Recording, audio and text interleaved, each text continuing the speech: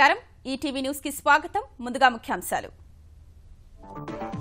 ఏపీలో 13,000 కోట్ల రూపాయల మేర ఉపాధి హామీ పనులకు కార్యాచరణ మౌలిక వసతుల కల్పన గ్రామీణాభివృద్ధే లక్ష్యమని చంద్రబాబు స్పష్టీకరణ రేషన్ దుకాణాల్లో చక్కెర రాయితీ కొనసాగించాలని ఏపీ సర్కార్ నిర్ణయం సబ్సిడీ కోసం కేంద్రానికి లేఖ రాయాలని అధికారులకు సీఎం ఆదేశం తెలంగాణలో ప్రాజెక్టులకు కాంగ్రెస్ అడ్డుపడుతోందన్న కేటీఆర్ పాలమూరును పచ్చగా మార్చాలనే సర్కార్ సంకల్పాన్ని ఓర్వలేకపోతోందని ధ్వజం సీతారాముల కళ్యాణానికి ముస్తాబైన భద్రాద్రి మహోత్సవాన్ని వీక్షించేందుకు పోటెత్తిన భక్తులు ఒంటిమిట్టలో నేటి నుంచి స్వామివారి బ్రహ్మోత్సవాలు మద్యం దుకాణాలపై సుప్రీంకోర్టు తీర్పుతో ప్రభుత్వాల మల్లగుల్లాలు జాతీయ రహదారుల హోదా మార్చాలంటూ కేంద్రానికి పలు రాష్ట్రాల విజ్ఞప్తి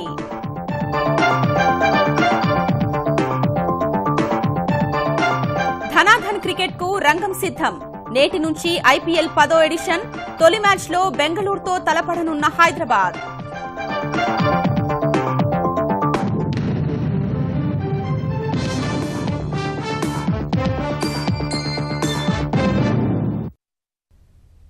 గ్రామీణ ఉపాధి హామీ పథకం కింద ఏకీకృత పద్దతిలో ఈ ఏడాది దాదాపు 13,000 కోట్ల రూపాయల మేర పనులకు కార్యాచరణ సిద్దం చేయాలని ముఖ్యమంత్రి చంద్రబాబు అధికారుల్ని ఆదేశించారు గ్రామీణ ప్రాంతాల అభివృద్ది కోసం నరేగా నిధుల్నే ఖర్చు చేయాలన్న ఆయన ఉపాధి హామీ కింద చేపట్టిన పనులకు త్వరలోనే ప్రారంభోత్సవాలు కూడా నిర్వహించాలని నిర్ణయించారు శాఖల కేటాయింపు తర్వాత తొలిసారి పంచాయతీరాజ్ మంత్రి నారా లోకేష్ రాష్ట్ర ఉపాధి హామీ మండలి సమావేశానికి హాజరయ్యారు ముఖ్యమంత్రి చంద్రబాబు అధ్యక్షతన సచివాలయంలో సమావేశమైన ఏపీ ఉపాధి హామీ మండలి పలు కీలక నిర్ణయాలు తీసుకుంది 2017-18 ఆర్థిక సంవత్సరానికి 12.83 వేల కోట్ల రూపాయల నిధులతో ఉపాధి హామీ పనులకు కార్యాచరణ ప్రణాళిక సిద్దం చేయాలని చంద్రబాబు సూచించారు పథకంలో భాగంగా ఇప్పటికే పూర్తయిన పనులన్నీ శాశ్వతంగా గుర్తుండిపోయేలా శిలాఫలకాలు ఏర్పాటు చేసి త్వరలోనే ప్రారంభించాలని నిర్ణయించారు రాష్ట్ర వ్యాప్తంగా ఉపాధి హామీ కార్యక్రమాలను పర్యవేక్షిస్తున్న మండలి సభ్యుల సమావేశ భత్యాలను 50% పెంచాలని నిర్ణయించారు ఉపాధి కల్పనతో పాటు గ్రామీణ ప్రాంతాలకు మౌలిక సదుపాయాలు సుస్థిర ఆస్తులను సమకూర్చి పెట్టడమే ధ్యేయంగా రాష్ట్రంలో 25 శాఖలకు చెందిన నిధులను ఏకీకృతం చేసి పెద్ద ఎత్తున పనులు చేపట్టామని ముఖ్యమంత్రి స్పష్టం చేశారు గత ఆర్థిక సంవత్సరంలో 5,715 కోట్ల మేర నిధులను వినియోగించి గ్రామాల్లో మౌలిక సదుపాయాలు కల్పించామన్నారు జాతీయ స్థాయిలో మొత్తం 13 ప్రమాణాలకు 5 అంశాల్లో ఏపీ అగ్రస్థానంలో నిలిచిందన్నారు నరేగా నిధులను సమర్థంగా వినియోగించుకుంటే గ్రామీణ ప్రాంతాల్లో అద్భుతాలు సృష్టించవచ్చని అన్ని మౌలిక సదుపాయాలు కల్పించి సంపూర్ణ గ్రామాభ్యుదయాన్ని సాధించవచ్చన్నారు గత 3 ఏళ్లలో మొత్తం 10,000 కిలోమీటర్ల మేర సిమెంట్ రహదారులు నిర్మించామన్న ఆయన క్రీడాభివృద్ధి కోసం నరేగా రాష్ట్ర క్రీడాభివృద్ధి సంస్థలు సంయుక్తంగా 75 మినీ స్టేడియాలు నిర్మిస్తున్నాయని వెల్లడించారు ఈ ఆర్థిక సంవత్సరంలో 7,000 కిలోమీటర్ల మేర రహదారుల పక్కన చెట్లు పెంచాలని లక్ష్యంగా పెట్టుకున్నట్లు తెలిపారు 500 గ్రామ పంచాయతీ భవనాలు 5,000 కిలోమీటర్ల సీసీ రోడ్ల నిర్మాణం 2,000 కిలోమీటర్ల లింకు రోడ్ల నిర్మాణం 3,000 కిలోమీటర్ల మురుగునీటి పారుదల వ్యవస్థ ఏర్పాటు వంటివి లక్ష్యాలుగా నిర్ణయించామని చెప్పారు ఉపాధి హామీ నిధులతో చెక్ డ్యాంల నిర్మాణం చేపట్టాలని కార్మికులకు నైపుణ్యాభివృద్ధి శిక్షణ ఇవ్వాలని సూచించారు చంద్రబాబుతో కలిసి తొలిసారి సమావేశంలో పాల్గొన్న పంచాయతీరాజ్ గ్రామీణాభివృద్ధి శాఖ మంత్రి నారా లోకేష్ చతుర్ముఖ వ్యూహంతో నరేగా పనులు చేయాలని అధికారులకు సూచించారు 530 కోట్ల మేర చెల్లించాల్సిన నరేగా నిధులను వెంటనే విడుదల చేయాలని ఆదేశించారు ఉపాధి హామీ మండలి సమావేశం తర్వాత మండలి సభ్యులతో ప్రత్యేకంగా సమావేశమైన లోకేష్ ప్రతి నెల గ్రామాల్లో జరిగే పనుల పురోగతిపై తనకు సమగ్ర నివేదిక అందించాలని చెప్పారు గ్రామీణాభివృద్ధికి అనుసరించాల్సిన అత్యున్నత విధానాలు వ్యూహాలు లక్ష్యాలను ముఖ్యమంత్రి నిర్దేశిస్తారని వాటిని అమలు చేసి లక్ష్యాల సాధనలో ఉత్తమ జట్టుగా వ్యవహరించాలని లోకేష్ అధికారులకు సూచించారు ఆంధ్రప్రదేశ్ చౌక ధరల దుకాణాల్లో చక్కెర రాయితీని కొనసాగించాలని ముఖ్యమంత్రి చంద్రబాబు స్పష్టం చేశారు ఈ మేరకు కేంద్ర ప్రభుత్వానికి కూడా లేఖ రాయాలని అధికారులకు సూచించారు ఈ ఏడాది జూన్ నాటికి 28 లక్షల కొత్త గ్యాస్ కనెక్షన్లను ఇవ్వాలన్న ఆయన ప్రజా పంపిణీ వ్యవస్థలోనూ సంస్కరణలు తేవాల్సి ఉందన్నారు ప్రతి 10 రోజులకొకసారి పౌర సరఫరాల శాఖపై సమీక్ష నిర్వహిస్తామని స్పష్టం చేశారు వెలగపూడి సచివాలయంలో పౌర సరఫరాల శాఖపై సమీక్ష నిర్వహించిన ముఖ్యమంత్రి చంద్రబాబు పలు నిర్ణయాలు తీసుకున్నారు. చక్కెరపై రాయితీని కేంద్ర ప్రభుత్వం రద్దు చేసినప్పటికీ ఈ నెల మాత్రం యథాతథంగా సబ్సిడీని కొనసాగించాలని అధికారులను ఆదేశించారు. చక్కెర సబ్సిడీని రాష్ట్రమే భరించాలంటే 196 కోట్ల రూపాయల భారం పడే అవకాశముందని అధికారులు వివరించగా, చక్కెరపై కేజీకి 20 రూపాయల రాయితీని కొనసాగించేలా కేంద్రంతో చర్చించాలని ఆయన సూచించారు. చౌక ధరల దుకాణాల నుంచి చక్కెర పొందటాన్ని ప్రజలు హక్కుగా భావిస్తారని, దాన్ని కొనసాగించేందుకున్న అన్ని ప్రత్యామ్నాయాలు పరిశీలించాలని తెలిపారు. ఈ ఏడాది జూన్ 2వ తేదీ కల్లా రాష్ట్ర వ్యాప్తంగా ప్రతి ఇంటికి గ్యాస్ కనెక్షన్ అందేలా చర్యలు చేపట్టాలని స్పష్టం చేశారు. 100% ఎల్పీజీ కనెక్షన్లు ఉన్న రాష్ట్రంగా ఆంధ్రప్రదేశ్ను మార్చాలని నిర్దేశించారు. జిల్లాల వారీగా ఎంతమందికి గ్యాస్ కనెక్షన్లు ఇవ్వాలనే దానిపై చమురు సంస్థలకు జాబితా పంపాలని సూచించారు. కిరోసిన్ రహిత జిల్లాలుగా తమ ప్రాంతాలను మార్చడంపై కలెక్టర్లు దృష్టి సారించాలన్నారు. గిరిజన ఎల్పీజీ ప్యాకేజీ కింద 1.57 లక్షల గిరిజన కుటుంబాలకు 5 కేజీల ఎల్పీజీ రీఫిళ్లిస్తున్నామని, ఇందుకు 45 కోట్ల వ్యయమవుతోందని అధికారులు ముఖ్యమంత్రికి వివరించారు. మరోవైపు ప్రజా పంపిణీ వ్యవస్థలో పూర్తిగా సంస్కరణలు తీసుకురావాలన్న చంద్రబాబు చౌక దుకాణాల ద్వారా రేషన్ తీసుకునే వారి ఆరోగ్యం, ఆహారానికి సంబంధించిన ప్రొఫైల్ సిద్ధం చేసుకోవాలని సూచించారు. వారి ఆహారపు అలవాట్ల ఆధారంగా రేషన్ ఇచ్చే అంశాన్ని పరిశీలించాలన్నారు. రాగులు, జొన్నలు, సజ్జలు వంటి చిరుధాన్యాలను రోజువారీ ఆహారంలో తీసుకునేలా ప్రోత్సహించాలని పేర్కొన్నారు. అనంతపురం జిల్లాలోని 5 మండలాల్లో రాగులు సరఫరా చేస్తున్నామన్న అధికారులు వాటిని కర్ణాటక నుంచి కొనుగోలు చేస్తున్నట్టు తెలిపారు. ఏపీలోనే చిరుధాన్యాల సాగు పెంచడంపై దృష్టి సారించాలని సీఎం స్పష్టం చేశారు. ప్రజలకు ఎలాంటి పౌష్టికాహారం కావాలో అధ్యయనం చేసి అందుకనుగుణంగా పంపిణీ చేయాలన్నారు. ప్రజా పంపిణీ ద్వారా సరఫరా చేసే సామాగ్రి పక్కదారి పట్టకుండా జీపీఎస్ అనుసంధానించాలన్న చంద్రబాబు నగదు రహిత లావాదేవీల నిర్వహణలోనూ మరింత మెరుగ్గా వ్యవహరించాలని సూచించారు. కాంగ్రెస్ నేతలు ఉద్దేశపూర్వకంగా ప్రాజెక్టులను అడ్డుకుంటున్నారని తెలంగాణ ఐటీ పురపాలక శాఖ మంత్రి కేటీఆర్ మండిపడ్డారు. పాలమూరును సస్యశ్యామలం చేయాలన్న సర్కార్ సంకల్పాన్ని ఓర్వలేకపోతున్నారని ఆ జిల్లా పర్యటనలో ధ్వజమెత్తారు. ప్రభుత్వ అభివృద్ది కార్యక్రమాల్ని ప్రజల్లోకి తీసుకెళ్లడమే లక్ష్యంగా మంగళవారం అవిభాజ్య మహబూబ్నగర్ జిల్లాలో విస్తృతంగా పర్యటించిన ఆయన స్థానిక ప్రజా ప్రతినిధులతో కలిసి వివిధ అభివృద్ది పనులకు శంకుస్థాపనలు చేసి సంక్షేమ పథకాల లబ్దిదారులకు చెక్కులు పంపిణీ చేశారు. మిరాసిపల్లిలో 2 పడక గదుల ఇళ్ల నిర్మాణానికి భూమి పూజ చేసి కొల్లాపూర్లో మిషన్ భగీరథ పనుల్ని ప్రారంభించారు. 2 పడక గదుల ఇళ్ల విషయంలో దళారుల్ని నమ్మొద్దని కేటీఆర్ స్పష్టం చేశారు. తెరాస సభ్యత్వ నమోదు కార్యక్రమంలో ప్రతి ఒక్కరూ భాగస్వాములై ప్రతి గడపకు పార్టీని తీసుకెళ్లాలని సూచించారు. తెలంగాణ ప్రభుత్వం కేసీఆర్ గారి నాయకత్వంలో శరవేగంగా ప్రాజెక్టులు పూర్తి చేసి పాలమూరు పచ్చబడాలనే ఒక ప్రయత్నం చేస్తుంటే తట్టుకోలేక ఎక్కడ ప్రజలకు నీళ్లొస్తే, ఎక్కడ ఇంటింటికి నీళ్లొస్తే వాళ్ళ కాళ్ల కిందికి నీళ్లొస్తాయనే భయంతో పాలమూరు ఎత్తిపోతల పథకాన్ని ఆపడానికి చెన్నైకి పోయి కోర్టులో కేసులు వేసినారు. కాంగ్రెస్ పార్టీ ఈ రకంగా పాలమూరు రైతాంగం నోట్లో మట్టి కొట్టే ప్రయత్నం చేస్తున్న విషయాన్ని మీరు గమనించాలని నేను కోరుతా ఉన్నా. అదే రకంగా బంగారు తెలంగాణ సాధనలో కేసీఆర్ నాయకత్వంలో మనం ముందుకు పోతుంటే వారు ఉద్దేశపూర్వకంగా గండి కొట్టే ప్రయత్నం చేస్తా ఉన్నారు. ఇది గమనించండి. 2019 ఎన్నికల్లో గెలుపే లక్ష్యంగా పార్టీని గ్రామస్థాయి నుంచి పటిష్టం చేయాలని నిర్ణయించినట్లు తెలంగాణ కాంగ్రెస్ కమిటీ అధ్యక్షుడు ఉత్తమ్ కుమార్ రెడ్డి తెలిపారు. ఎన్నికల్లో గెలుపు, పార్టీ పటిష్టత, తెరాస ప్రభుత్వంపై పోరాటం సహా రాబోయే రోజుల్లో అనుసరించాల్సిన వ్యూహంపై హైదరాబాద్లో పార్టీ సీనియర్ నేతలతో భేటీ అయిన ఉత్తమ్ సమావేశంలో అనేక విలువైన సూచనలు అందినట్లు తెలిపారు. తెరాస ప్రభుత్వ అవినీతి వ్యవహారాల్ని ప్రజలకు వివరిస్తామని పేర్కొన్నారు. ఎన్నికల ప్రణాళికను వాస్తవిక రూపుతో తయారు చేయడం సహా 60 నుంచి 70 స్థానాలకు అభ్యర్థుల్ని ఏడాది ముందే ప్రకటించాలని సమావేశంలో నిర్ణయించినట్లు వెల్లడించారు. ఆర్గనైజేషన్ ఇష్యూస్ కూడా మరి గ్రామ స్థాయి నుంచి రాష్ట్ర స్థాయి వరకు ఆర్గనైజేషన్ బలపరచడానికి తగిన చర్యలు మరి వెనువెంటనే తీసుకుందామని చెప్పి అందరూ అభిప్రాయపడ్డారు. పార్టీలో క్రమశిక్షణ కూడా మరింత మెరుగుపడాలని చెప్పి చాలా మంది సీనియర్ నాయకులు అభిప్రాయపడ్డారు. అదే విధంగా పార్టీకి నష్టం జరిగే విధంగా పత్రికలు ఎక్కడం కూడా ఈ సరియైన విషయం కాదని, జాతీయ రాష్ట్ర రహదారులపై 500 మీటర్లలోపు మద్యం దుకాణాలు ఉండరాదన్న సుప్రీంకోర్టు తీర్పు ఆదాయాలపై తీవ్ర ప్రభావం చూపిస్తున్న వేళ దీన్ని తప్పించుకునే మార్గాలపై పలు రాష్ట్రాలు దృష్టి సారించాయి. జాతీయ రహదారుల్ని ఆ హోదా నుంచి తప్పించి జిల్లా రహదారులుగా గుర్తించాలని తెలంగాణ సహా పలు రాష్ట్రాలు కేంద్ర ప్రభుత్వానికి విజ్ఞప్తి చేశాయి. జాతీయ రహదారుల హోదా తొలగింపుపై అనేక అభ్యర్థనలు అందాయని కేంద్ర రవాణా జాతీయ రహదారుల శాఖ తెలిపింది. గోవా, కేరళ వంటి రాష్ట్రాలు సుప్రీంకోర్టునే ఆశ్రయించాలని భావిస్తుండగా మద్య నియంత్రణ అమల్లో ఉన్న రాష్ట్రాల్లో అనుసరిస్తున్న విధానాలపై అధ్యయనానికి ఛత్తీస్గఢ్ 11 మందితో ఓ సంఘాన్ని ఏర్పాటు చేసింది. తీర్పును సవరించాలంటూ సుప్రీంకోర్టుకు ఇచ్చిన దరఖాస్తును ఆంధ్రప్రదేశ్ వెనక్కి తీసుకోగా సర్వోన్నత న్యాయస్థానం తీర్పును వ్యతిరేకించరాదని 18 రాష్ట్రాలు నిర్ణయించాయి. కేంద్రంలో అధికారంలోకి వచ్చి 3 ఏళ్లు పూర్తి చేసుకోనున్న జాతీయ ప్రజాస్వామ్య కూటమి ఎన్డీఏ ఈ కాలంలో చేపట్టిన కార్యక్రమాల్ని ప్రజలకు సవివరంగా తెలిపేందుకు సిద్దమవుతోంది. ప్రధాని నరేంద్ర మోదీ నేతృత్వంలో ప్రభుత్వం కొలువుదీరి 3 ఏళ్లు పూర్తయ్యే మే 26 నాటికి రిపోర్ట్ కార్డు విడుదల చేసేందుకు ప్రణాళికలు రచిస్తోంది.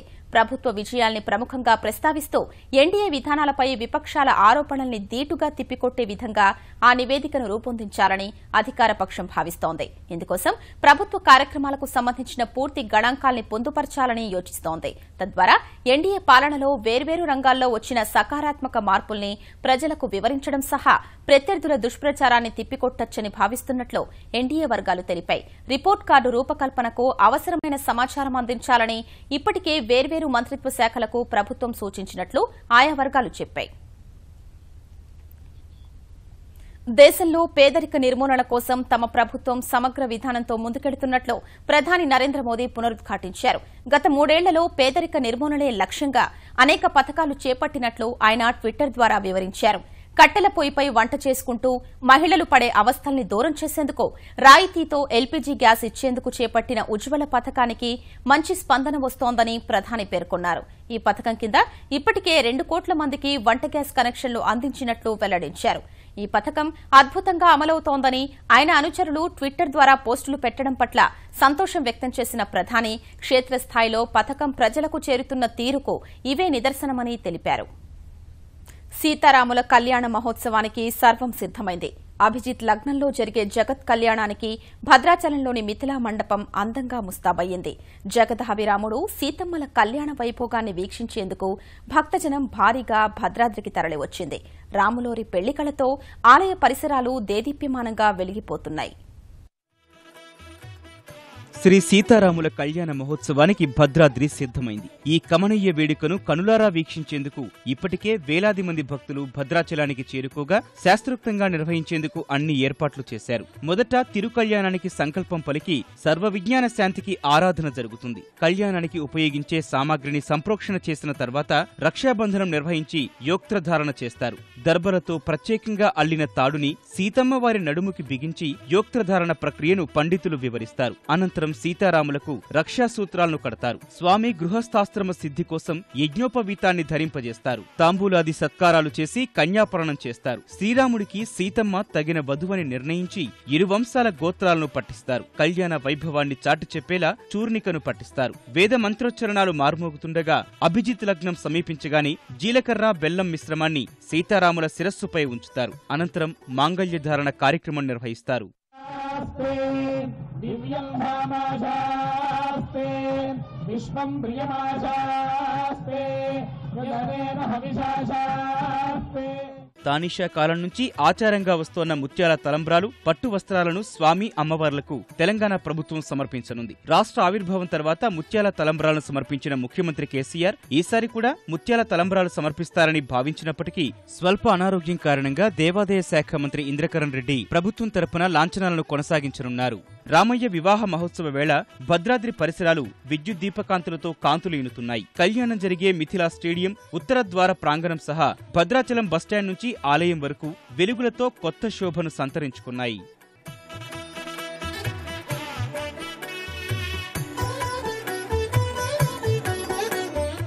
శ్రీ సీతారామస్వామి వారి బ్రహ్మోత్సవాల్లో భాగంగా రాత్రి జరిగిన ఎదుర్కోలు ఉత్సవం వైభవంగా సాగింది. సీతారాముల కీర్తి ప్రతిష్టల్ని, వంశ విశిష్టతను కీర్తిస్తూ సాగిన ఈ వేడుకను చూసేందుకు తరలివచ్చిన అశేష భక్తజనంతో భద్రాచలం పురవీధులన్నీ శ్రీరామనామస్మరణతో మారుమోగాయి. ఒంటిమిట్ట కోదండరామస్వామి వారి కళ్యాణ మహోత్సవానికి ఏర్పాట్లు పూర్తి చేశారు. నేటి నుంచి శ్రీరామనవమి బ్రహ్మోత్సవాలు జరగనుండగా ఇందుకోసం ఆలయాన్ని తిరుమల తిరుపతి దేవస్థానం అధికారులు సుందరంగా అలంకరించారు. సుమారు 2 టన్నుల వివిధ రకాల పుష్పాలతో అందంగా ముస్తాబు చేశారు. విద్యుత్ దీప కాంతులతో ఆలయం దేదీప్యమానంగా వెలిగిపోతోంది. ఆలయ పరిసరాల్లో ఎటు చూసినా ఆధ్యాత్మిక వాతావరణం కనిపిస్తోంది. పురాణ, రామాయణ గాథలు తెలిపేలా ఏర్పాటు చేసిన విద్యుత్ అలంకరణలు భక్తుల్ని మంత్రముగ్ధుల్ని చేస్తున్నాయి. ఈ నెల 10 రాత్రి స్వామివారి కళ్యాణోత్సవం జరగనుంది.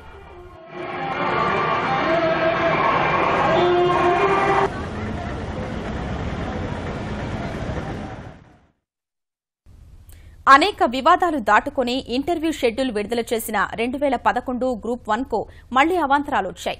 ఏపీపీఎస్సీ గతంలో రద్దు చేసిన ఫలితాల్ని అనుసరించి సరైన స్కేలింగ్ విధానంలో కొత్త జాబితా సిద్దం చేయలేదన్న పిటిషన్ను విచారించిన ట్రైబ్యునల్ ఈ నెల 18 నుంచి జరగాల్సిన గ్రూప్ 1 ఇంటర్వ్యూలను నిలిపివేయాలని ఆదేశించింది.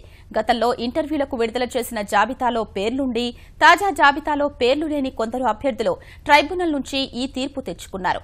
దీనిపై మంగళవారం సాయంత్రం సమాలోచనలు చేసిన ఏపీపీఎస్సీ అధికారులు హైకోర్టుకు వెళ్లాలనే నిర్ణయానికి వచ్చారు. ఇందుకు సంబంధించి నేడు లంచ్ మోషన్ పిటిషన్ దాఖలు చేయాలని యోచిస్తున్నారు. ఇప్పటికే పలుమార్లు వాయిదా పడుతూ వస్తున్న గ్రూప్ 1 2011 ఫలితాలకు సంబంధించి నిబంధనల మేరకే వ్యవహరించామని, మళ్లీ ఇంటర్వ్యూలు వాయిదా వేస్తే అభ్యర్థులు ఇబ్బందులు ఎదుర్కొంటారని కోర్టుకు ఏపీపీఎస్సీ విన్నవించనుంది. రైతుల విషయంలో ప్రతిపక్షాలు రాజకీయం చేయడం తగదని తెలంగాణ వ్యవసాయ శాఖ మంత్రి పోచారం శ్రీనివాసరెడ్డి విపక్షాలకు హితవు పలికారు. నకిలీ విత్తనాలతో మిరప సాగు చేసి నష్టపోయిన రైతులకు పరిహారం ఇప్పించేలా రైతులు, కాంగ్రెస్ శాసనసభ్యుల సమక్షంలో మోన్శాంటో ప్రతినిధులతో హైదరాబాద్లో జరిగిన చర్చల్లో మంత్రి పోచారం పాల్గొన్నారు. అన్నదాతల్ని ఆదుకునే విషయంలో తమ ప్రభుత్వం చిత్తశుద్దితో ఉందని ఆయన తెలిపారు. పరిహారం ఇచ్చేందుకు మోన్శాంటో ప్రతినిధులు అంగీకరించారన్న పోచారం మిరప పంట కొనుగోళ్ల కోసం జోక్యం చేసుకోవాలని కేంద్ర వ్యవసాయ శాఖ మంత్రి రాధామోహన్ సింగ్ ను కోరినట్లు వెల్లడించారు. ఈరోజు మోన్సాంటో కంపెనీ వారికి కూడా ఎక్కడైతే ఏ ప్రాంతంలో అయితే వారి విత్తనం ఇచ్చినటువంటి రైతాంగానికి నష్టపోయారో ఆ ప్రాంతంలో ఎంత విస్తీర్ణంలో అయితే రైతు నకిలీ విత్తనం వల్ల రైతు నష్టపోయిండో అంత విస్తీర్ణంలో ఎకరానికి 15,000 రూపాయలు ఇచ్చే విధంగా ఈరోజు ఒక నిర్ణయం తీసుకున్నాం.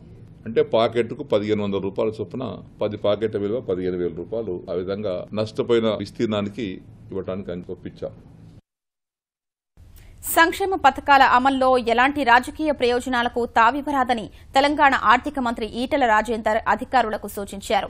పెద్దపల్లి జిల్లా అభివృద్దిపై ప్రజాప్రతినిధులు, అధికారులతో సమీక్ష నిర్వహించిన ఈటెల 2 పడకల ఇళ్లు లబ్దిదారులకు అందేలా చర్యలు తీసుకోవాలని ఆదేశించారు.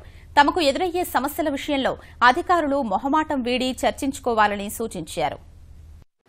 ఈ జిల్లాలో మీరు కార్యక్రమాలు అమలు చేస్తున్న సందర్భంలో మీకు వచ్చేటువంటి పాలనాపరమైన ఇబ్బందులు కానీ లేదా ఇతరత్ర ఇబ్బందులు కానీ అవన్నీ ఉంటే మీరు ముఖమాట లేకుండా చర్చించుకుంటే మనకు అర్థమైనది వాటిని మనం ఎలిమినేట్ చేసుకుంటా అర్థం చేసుకొని వాటిని ప్రయోజనం చేసుకొని ముందుకు రాష్ట్రాలు కాబట్టి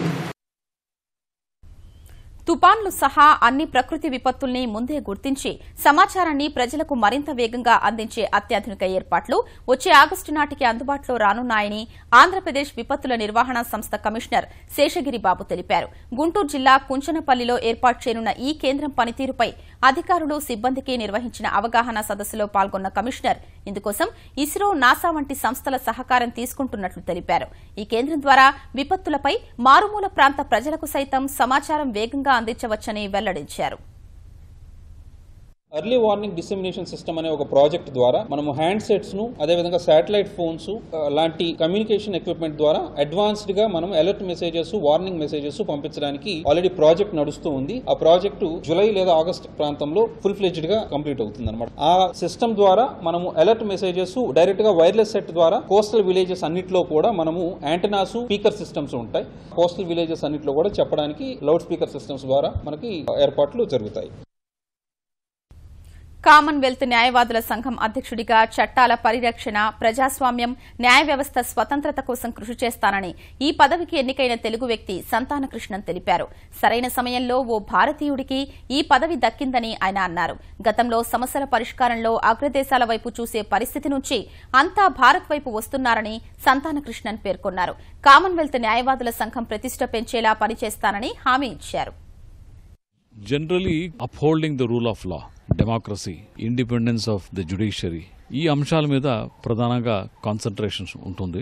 లాయర్స్ కమ్యూనిటీలో అవేర్నెస్ పెంచడమే కానీ, ఏదైనా ఇష్యూస్ వస్తే ఇష్యూస్ని టేకప్ చేయడమే కానీ, స్టేట్మెంట్ల ద్వారా లేదా ఒక అమైకస్ బ్రీఫ్ తీసుకొని ఏదైనా ఇష్యూస్ ఉంటే దాన్ని అజిటేట్ చేయడము, ఇటువంటి పనులలో ముమ్మరంగా లాయర్ కమ్యూనిటీ ముందుకెళ్లాలి. అందులో మనం లీడర్షిప్ చూపించాలి.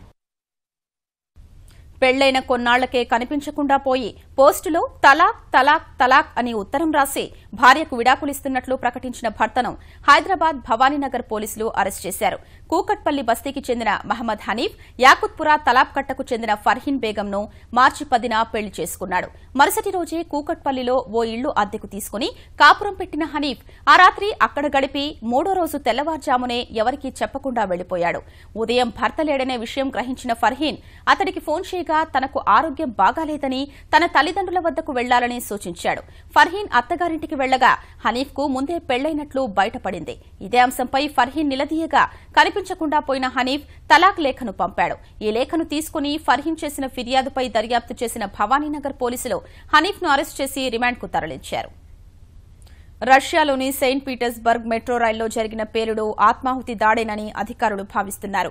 రైలు 3వ బోగిలో ఓ వ్యక్తి శరీర భాగాలు చెల్లాచెదురుగా పడి ఉండగా అతడే తనతో తెచ్చిన పేలుడు పదార్థాల్ని పేల్చి ఈ దాడికి ఒడిగట్టి ఉండొచ్చని అనుమానిస్తున్నాడు. నిందితుడు కిర్గిస్తాన్ జాతీయుడని ప్రాథమిక నిర్ధారణకొచ్చిన దర్యాప్తు అధికారులు అతడి వెనుక ఎవరున్నారన్న కోణంలో విచారణ కొనసాగిస్తున్నారు. అటు మెట్రో రైల్లో జరిగిన దాడిలో మరణించిన వారి సంఖ్య 14కి చేరింది. మరో 49 మంది ఆసుపత్రుల్లో చికిత్స పొందుతున్నారు. రష్యా మెట్రో రైల్లో దాడిని వేర్వేరు దేశాలు ఖండించాయి. మృతుల ఆత్మలకు శాంతి చేకూరాలని ప్రార్థిస్తూ సెయింట్ పీటర్స్బర్గ్ వాసులు దాడి జరిగిన సెన్నాయా ప్లోష్చాద్ మెట్రో స్టేషన్ వద్ద నివాళులర్పించారు. 3 ఏళ్ల క్రితం వెలుగు చూసిన గుజరాత్లోని సూరత్ హవాలా రాకెట్ కేసులో ఎన్ఫోర్స్మెంట్ డైరెక్టరేట్ చర్యలు ముమ్మరం చేసింది. ఈ కేసులో సూత్రధారిగా భావిస్తున్న మదన్ లాల్ జైన్ కు చెందిన 5 కోట్ల రూపాయల ఫిక్స్డ్ డిపాజిట్లను జప్తు చేసింది. ఈ వ్యవహారంలో సూరత్ ఐసీఐసీఐ బ్యాంకుకు చెందిన 9 ఖాతాల ద్వారా యుఏఈ, హాంకాంగ్ కు తప్పుడు బిల్లుల ద్వారా 5,395 కోట్లను తరలించినట్లు ఈడీ గుర్తించింది. మదన్ లాల్ జైన్ సహా అఫ్రోజ్ మహమ్మద్ హసన్ పట్టా, బిలాల్ హరున్ గలానీలు డొల్ల కంపెనీల ఏర్పాటు ద్వారా వజ్రాల్ని దిగుమతి చేసుకున్నట్లుగా చూపి ఆయా దేశాలకు సొమ్మును చట్టవిరుద్దంగా పంపినట్లు తేల్చింది. ఈ వ్యవహారంలో ఈడీ ఇప్పటి వరకు జప్తు చేసిన మొత్తం 14.74 కోట్ల రూపాయలకు చేరింది. ప్రపంచంలోనే అత్యంత ఆదరణ కలిగిన సామాజిక మాధ్యమ వేదిక వాట్సాప్ డిజిటల్ చెల్లింపుల రంగంలోకి ప్రవేశించేందుకు ఆసక్తి కనబరుస్తోంది. అది కూడా 20 కోట్ల మంది ఖాతాదారులున్న భారత్లోనే తొలిసారి డిజిటల్ చెల్లింపుల సేవలు తీసుకురావాలని చూస్తోంది. వచ్చే 6 నెలల్లో వాట్సాప్ పేమెంట్స్ ను ప్రారంభించేందుకు ప్రణాళికలు సిద్దం చేస్తున్నట్లు తెలుస్తోంది. అందుకోసం తన వెబ్సైట్లో డిజిటల్ పేమెంట్స్ లీడ్ ఉద్యోగం కోసం ప్రకటన కూడా ఇచ్చినట్లు ద కెన్ అనే వెబ్సైట్ తెలిపింది. సాంకేతిక ఆర్థికాంశాల్లో అనుభవం కలిగి ఉండే భారత్లో యూనిఫైడ్ పేమెంట్స్ ఇంటర్ఫేస్ సహా భీమ్ యాప్ను అర్థం చేసుకునే సమర్థమైన అభ్యర్థుల కోసం అన్వేషిస్తున్నట్లు వాట్సాప్ తన వెబ్సైట్లో పేర్కొంది. ఇండియన్ ప్రీమియర్ లీగ్ 10వ ఎడిషన్ కు రంగం సిద్దమైంది. ధనాధన్ షాట్లతో ప్రేక్షకుల్ని అలరించే ఈ లీగ్లో మొదటి match Bengaluru Royal Challengers Sunrisers Hyderabad మధ్య ఇవాళ ఉప్పల్ మైదానంలో జరగనుంది. గాయాల కారణంగా సారథి Virat Kohli, star batsmen de Villiers, KL Rahul జట్టుకు దూరమవడం బెంగళూరు రాయల్ ఛాలెంజర్స్ కు గట్టి ఎదురుదెబ్బగా మారింది. Chris Gayle, Shane Watson, Kedar Jadhav మాత్రమే ఆ జట్టుకు ఆశాకిరణాలుగా కనిపిస్తున్నారు. మరోవైపు డేవిడ్ వార్నర్ నాయకత్వంలో డిఫెండింగ్ ఛాంపియన్ హోదాలో 10వ సీజన్ కు సిద్దమైన హైదరాబాద్ జట్టు శిఖర్ ధావన్, యువరాజ్ సింగ్, హెన్రిక్స్, విలియమ్సన్ వంటి ఆటగాళ్లతో బలీయంగా కనిపిస్తోంది. ఆశిష్ నెహ్రా, భువనేశ్వర్ కుమార్ వంటి బౌలర్లు హైదరాబాద్ జట్టుకు అదనపు బలంగా ఉన్నారు. అయితే తొలి మ్యాచ్లో విజయాన్ని అందుకుని టోర్నీలో శుభారంభం చేయాలని 2 జట్లు వ్యూహాలు రచిస్తున్నాయి.